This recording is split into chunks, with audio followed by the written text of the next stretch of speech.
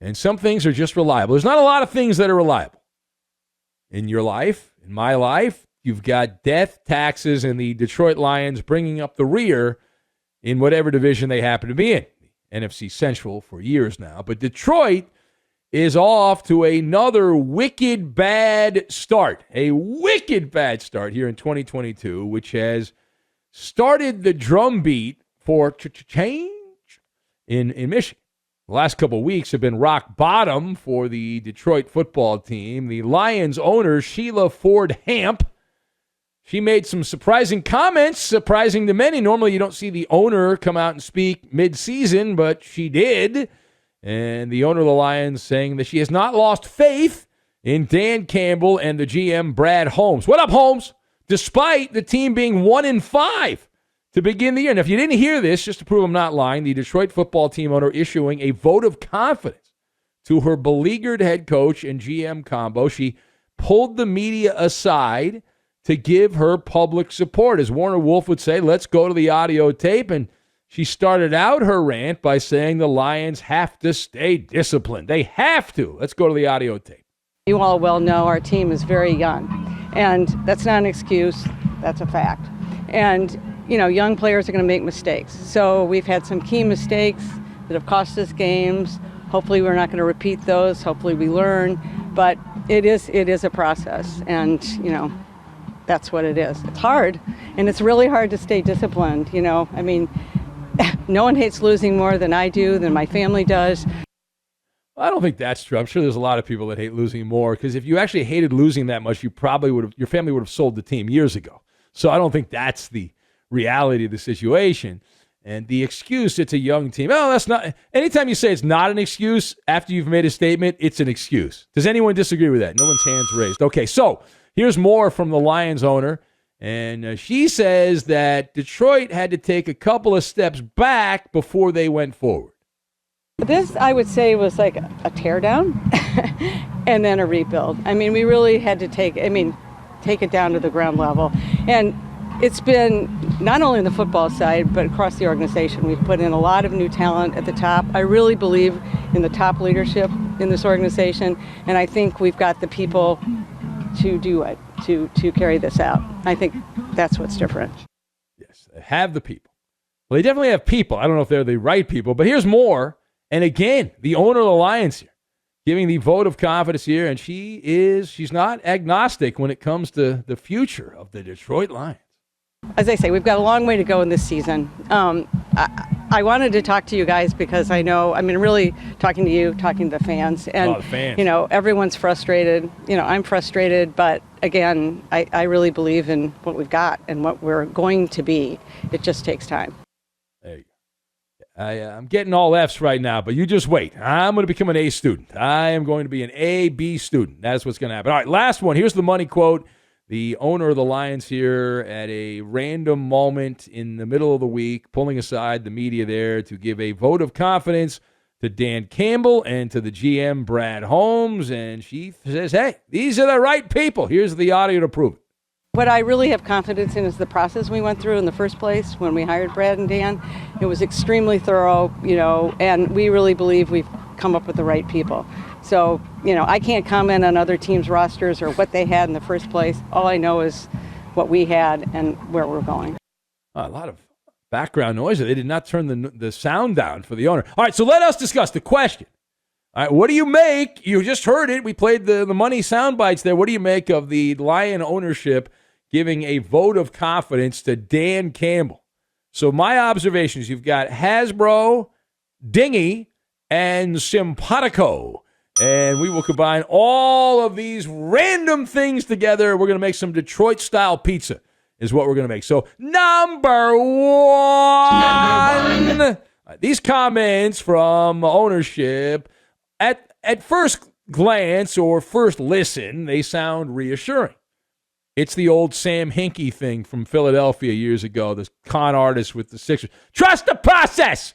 Trust the process. Now, in theory, it makes sense. Detroit did its due diligence. They hired the top people. Now they want to be loyal to them, allegedly, If only that was how these things play out. It's not my first barbecue here. I've been around the block a few times. And so inevitably, when the vote of confidence is issued, it is akin to a kiss of death, a wet, sloppy kiss of death. Ownership says, I'm going to stand by my people. But they get tired of waiting for that magic potion to pop up. And so they end up playing a board game. Hasbro's Chutes and Ladders, right? You spin the spinner, and you move the pawn up the ladder and down the chutes. And in this case, the trash chute in the Motor City. Now, page 2.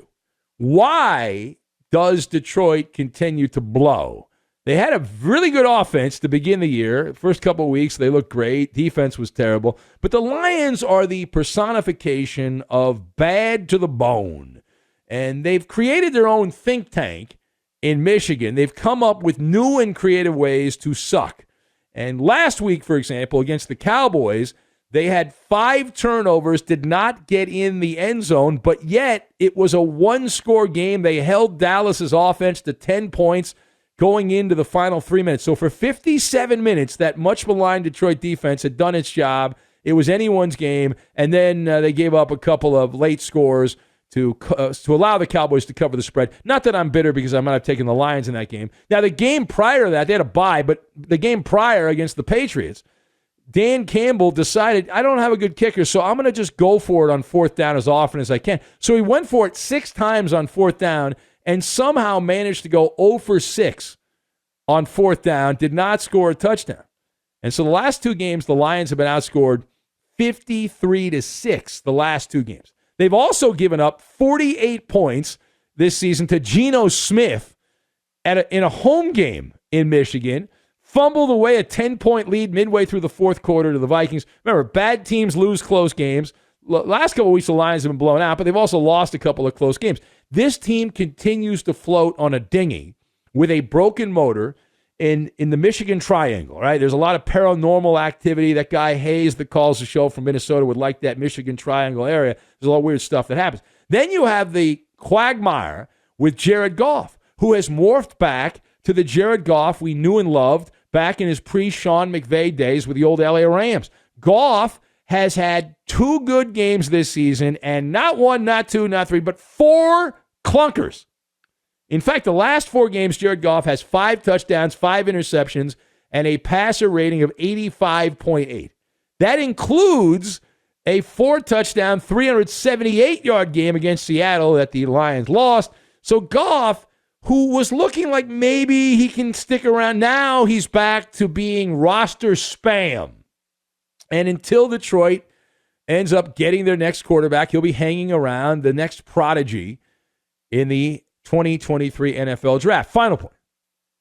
So now that the vote of confidence has been issued, how much rope does Dan Campbell have? Now, we like Dan Campbell. He's a good soundbite. Not a good coach, but he's a good soundbite. The stat that many have brought up, that Jim Caldwell, when he was in his second season as coach of the Lions, at the same point, roughly the same point, they play an extra game now, but at the second, week 6/week 7, Caldwell was 12-10. Campbell, at a similar point, is 4-18-1. So a 196 winning percentage. That's a reference point that many are comparing, because when the Lions got rid of Caldwell, they famously said that 9 wins was not enough. So now they've said, how about 5 wins? How about 6 wins? How about 3 wins? Anyway, the reason that we believe Campbell's got a little more rope here to hang himself, he's got the gift for gab. He started out by talking up the idea the Lions would eat people's kneecaps and all that, but it's the simpatico delivery that buys you a little bit more time, just a wee bit more time. And Campbell's overly enthusiastic. He's gung-ho. He's vibrant. He's a people person, all that crap. And so if you're charismatic and you're perceived to be charming, they give you a little more time.